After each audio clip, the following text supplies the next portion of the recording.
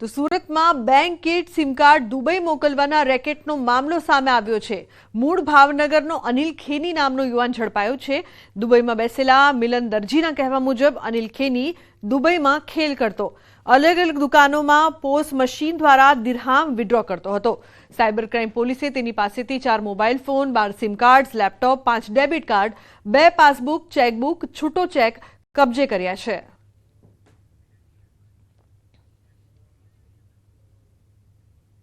તો અરવલ્લી જિલ્લાના મેઘરજના રોલેશ્વર મહાદેવ મંદિરમાં ચોરીની ઘટના।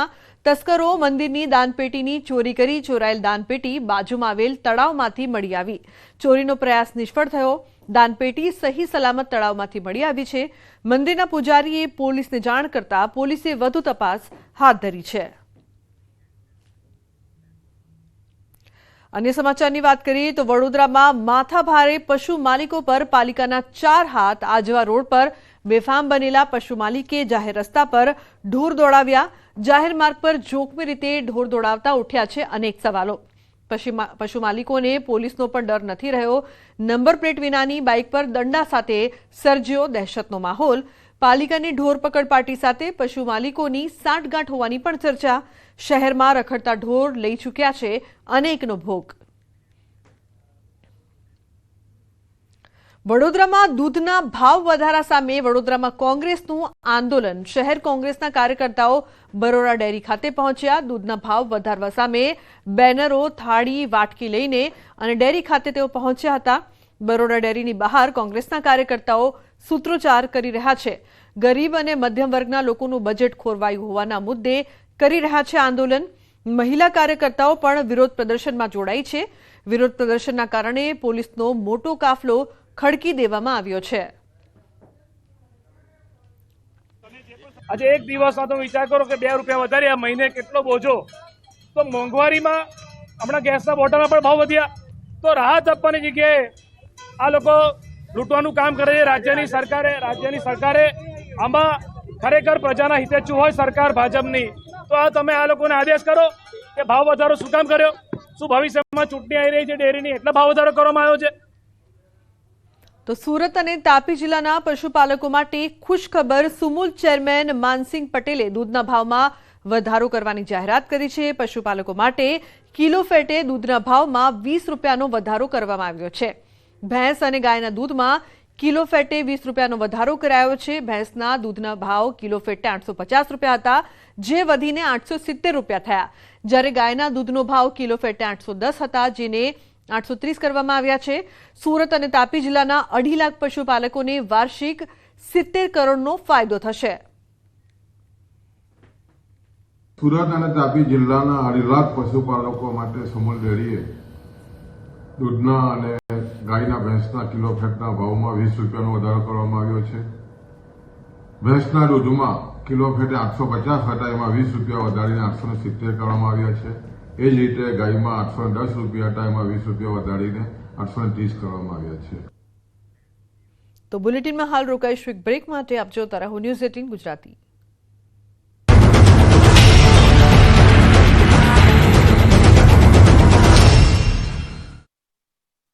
अर्ज किया है। 3 तस्वीर टोल नाका पर दादागिरीनी છે। રાજકોટ ઉપલેટા ટોલ પ્લાઝા પર વિનાયક ટ્રાવેલ્સ ચાલકની દાદાગીરી સાથે માલિકની પણ દાદાગીરી જોવા મળી। ટોલ નાકા પર ટોલ ન ભરવો પડે તે માટે થોડા દિવસ પહેલા વિનાયક ટ્રાવેલ્સના બસ ચાલકે દાદાગીરી કરી બેરિયર તોડી ભાગી ગયો હતો। જે બાદ બસ ચાલકના માલિક પ્રફુલ ચંદ્રવાડિયાએ પણ ટોલ પ્લાઝા પર પોતાની કાળા કલરની કાર સાથે ટોલ નાકું તોડ્યું। ટોલ નાકા પર ટોલ ભરવા માટે કર્મચારી કારને ઊભી રાખવાની હતી, પરંતુ કાર માલિકે ટોલ ન ભરવા માટે રકઝક કરી પછી દાદાગીરી કરી બેરિયર તોડી ભાગી ગયો। ખુલ્લેઆમ રોફ જમાવ્યો। બીજી તરફ ટ્રક ચાલકે પણ ટોલ નાકું તોડી ભાગવાનો પ્રયાસ કર્યો હતો।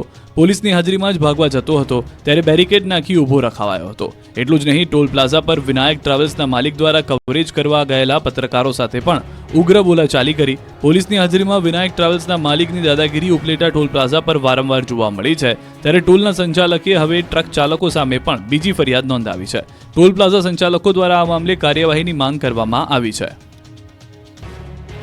સુરતના ચોટા બજારમાં દબાણકર્તાઓએ દબાણ ખડકી દેતા બજારમાં નીકળવું મુશ્કેલ બની ગયું હતું। અહીંથી 4 વ્હીલર તો નીકળી જ ન શકે, ચાલીને પણ માંડ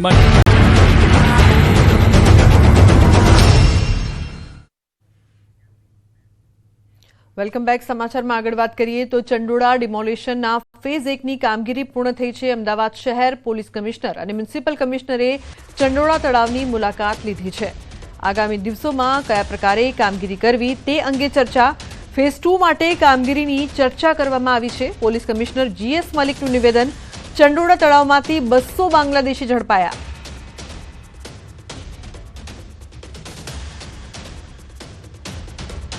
અમદાવાદના ઇતિહાસમાં આ સૌથી મોટી બાંગ્લાદેશીઓ વિરુદ્ધની ડ્રાઈવ હતી અને ડિમોલિશન ડ્રાઈવ પણ હતી. એમાં અમુક જે જાણીતા અને બહુ નામચીન લલ્લુ બિહારી અલિયાસ મોહમ્મદ પઠાણ એના તમે પણ જોયા હશે, જેના એના મોટા બંગલા જેવા ફાર્મ હાઉસ બનાવેલા હતા. એ આજે પણ આપણે બધા એરિયા જોયા, એના સર્વે કર્યા. આ પોલીસે જે પોલીસનું કામ છે બહુ સારી રીતે કર્યા છે. એમાં જોઈન્ટ કમિશનર ક્રાઇમ મિનિસ્ટર શરદ સિંઘલ અને એના સુપરવિઝન હેઠળ અને આપણે ઓવરઓલ ખાસા પોલીસ અને SRPની 20 કંપનીઓને 2000થી ઉપર પોલીસ એમાં કામમાં લાગી હતી. તો એક સક્સેસફુલ ઓપરેશન આપણે કહી શકાય. અને આ ફેઝ 1 હતું, આપણે જે ફેઝ 1 આપણે પૂર્ણ કરી લીધું છે. તો ડેપ્યુટી મ્યુનિસિપલ કમિશનરે ડિમોલિશન અંગે માહિતી આપી છે. 4000 કાચા પાકા મકાનો દૂર કરવામાં આવ્યા. 1.5 લાખ ચોરસ મીટર વાર જેટલી જગ્યાનો ભાગ ખુલ્લો કરાયો છે. ખુલ્લી કરાયેલી જગ્યામાં પ્રોટેક્શન વોલ ઊભી કરી સરકાર હસ્તક જગ્યા લેવાશે.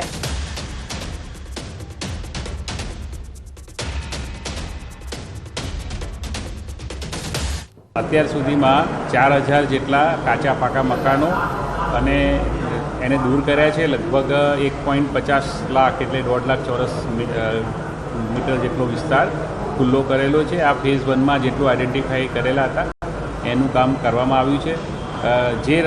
જે ભાગ ખુલ્લો કર્યો છે એના પ્રોટેક્શન માટે પણ વોલ બનાવવાની કામગીરી અને તળાવમાં પાણી ભરવાની કામગીરીનું આયોજન થઈ ગયું છે. ફેઝ 2માં પણ મ્યુનિસિપલ કમિશનર સાહેબે અત્યારે માનનીય પોલીસ કમિશનર સાહેબ સાથે પણ રાઉન્ડ લીધો છે.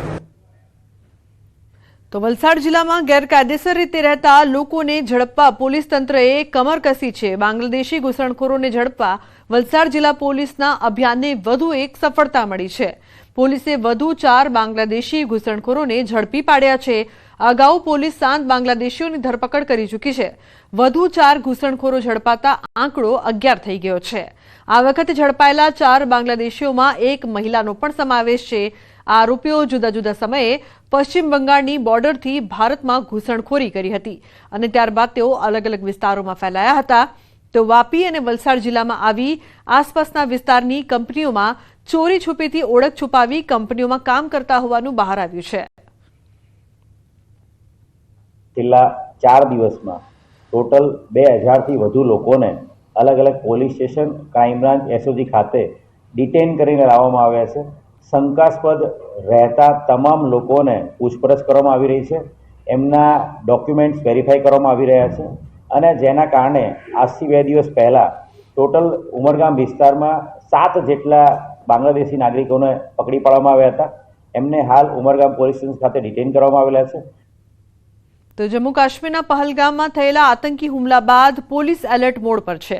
ત્યારે બનાસકાંઠા જિલ્લાના વડગામમાં પોલીસ દ્વારા શંકાસ્પદ લોકોની તપાસ હાથ ધરવામાં આવી છે. જેમાં 10 મદ્રેસા તથા 27 મસ્જિદો અને 15 કોલ્ડ સ્ટોરેજ સહિત મુર્ગા ફાર્મ, બકરા ફાર્મમાં તપાસ કરી હતી.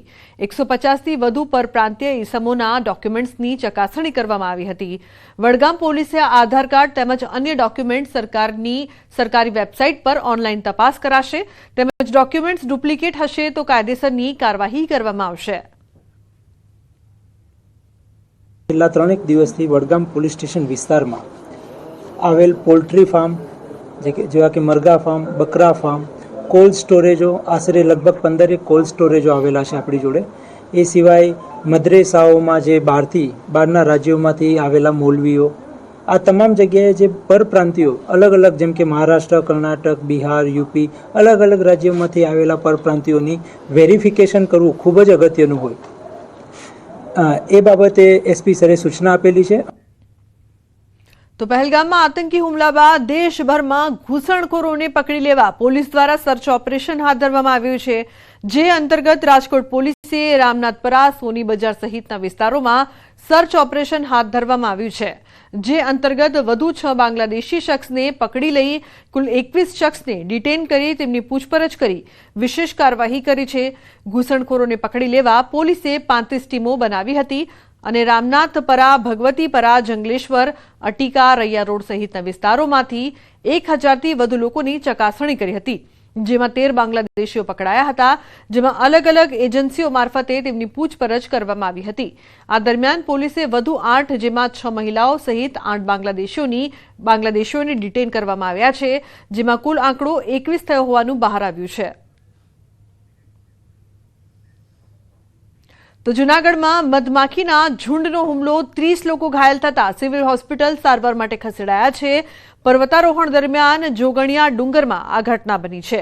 ટ્રેકિંગ કરવા ગયેલા વિદ્યાર્થીઓ ઘાયલ થયા છે. પંડિત દીનદયાળ પર્વતારોહણ કેન્દ્રમાં ખડક ચઢાણની તાલીમ લેતા વિદ્યાર્થીઓ ઘાયલ થયા. તો જામનગરની નેશનલ ફાયર એકેડમીમાંથી આવેલા લોકો પણ ઘાયલ થયા છે. 2 અલગ અલગ ગ્રુપ દ્વારા ટ્રેકિંગ કરવામાં આવતું હતું. પાટનાકા પુલ પાસે જોગણિયા ડુંગર ઉપર છોકરાઓને મધમાખી કરડેલ હોય અને એ છોકરાઓનું રેસ્ક્યુ કરવા માટેનો કોલ આવે.